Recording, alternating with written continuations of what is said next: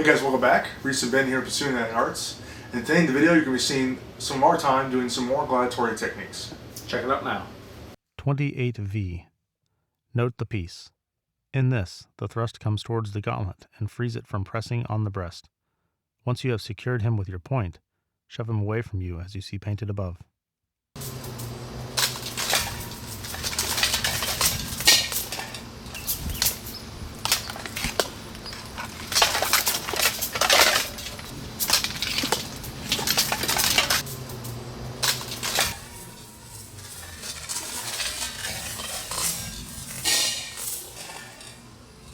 However, if he has brought you into the same situation as you did him before, turn to him and hit his left arm behind his elbow with your right hand to move him away from you.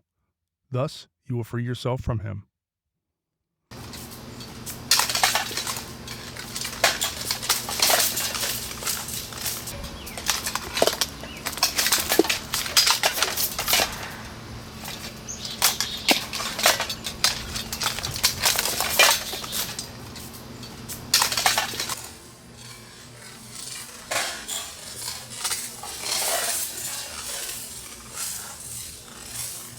(27R).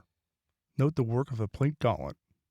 If he throws himself around towards you and attempts to twist himself out, then step in front of his left foot to the outside with your left foot. Grab him around his whole body with your left arm and hold your point strongly in his gauntlet. Thus you will throw him.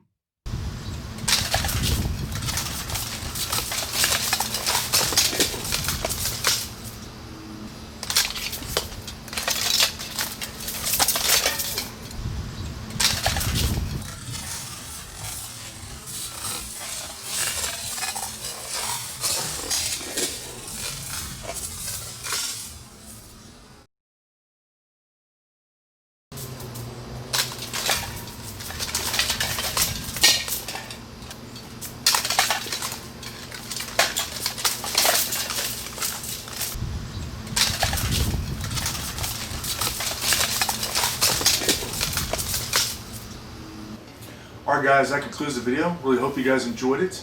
We're just going to spend some time and just discuss about what we learned along the way. Yep, the first technique there was 28V. It is a solution to getting a person who is thrust to your breast, as we notice in the manuscript. Usually when they say that, they mean to your armpit. A way to get them out. And this particular method works out really well because stabbing a nice sharp point into the back of somebody's hand is a good way to make them comply. Yeah, this is really doable, especially with like hourglass gauntlets, which is during this time period of Gladitoria. It totally fits with the style we have. So this one was really interesting because, you know, when you get the point in against the male, it will actually like bite into the male. So and it's a really clever way to get out of it while performing an attack on the opponent. So getting my cuff stabbed and him extending outwards, that allows me to spin. And from there, he's got my back and he can do whatever else. And we try to experiment with him hitting me with a Mortschlag or stabbing me or what have you.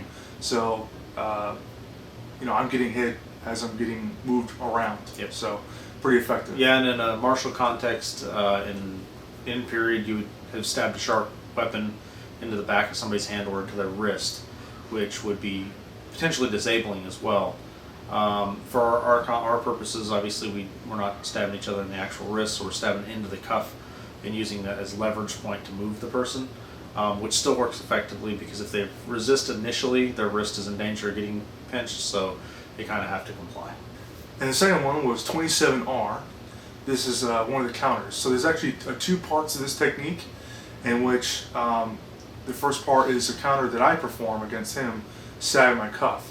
So there's an opportunity where when he's pushing outward, I just simply turn around and the point comes out of my cuff pretty effectively. And from there, his left elbow is presented to me, so I hit it with my right hand and turn him. You guys saw this before in a previous video that we did, and you see this elsewhere, like Italian manuscripts such as Fiore, where you strike the elbow and it sends him spinning. So that was pretty straightforward.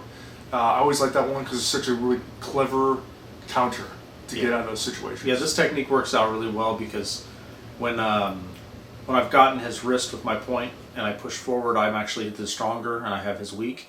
But as I extend into that thrust to turn him, I extend myself long and I become weak, and he can turn with his strong against my weak and turn me away very easily. So once he's turned me away, following that with a strike to the elbow causes me to overcorrect, continue on the motion that he sends me onto, and lose my footing, and thus creating space and giving him time to do another technique or, change his attack plan, what have you. Yeah, and the third part of that is where his counter against mine.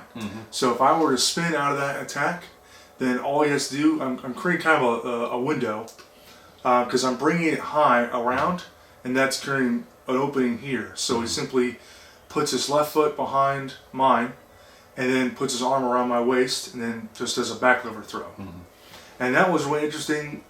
We find working through Gladitoria more and more that this is really effective because they're actually capitalizing on the momentum being delivered.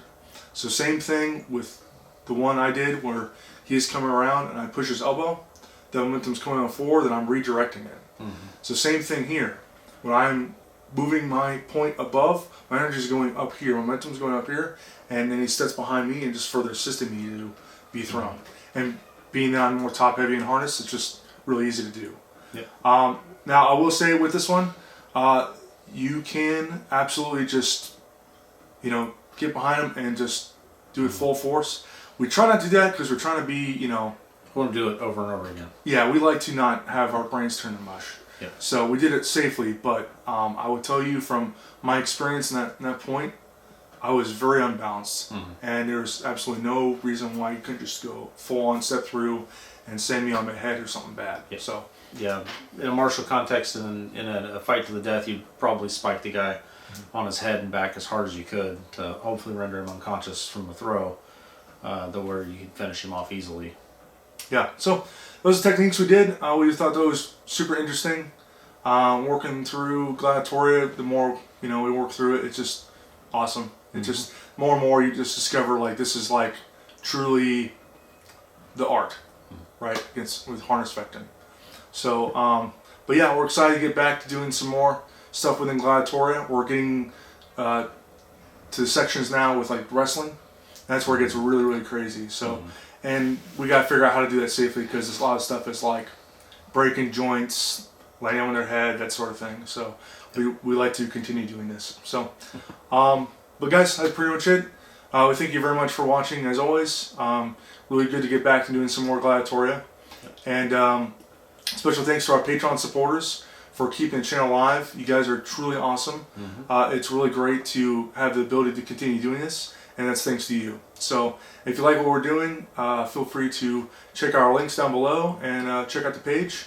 And feel free to comment, like, and share with your friends.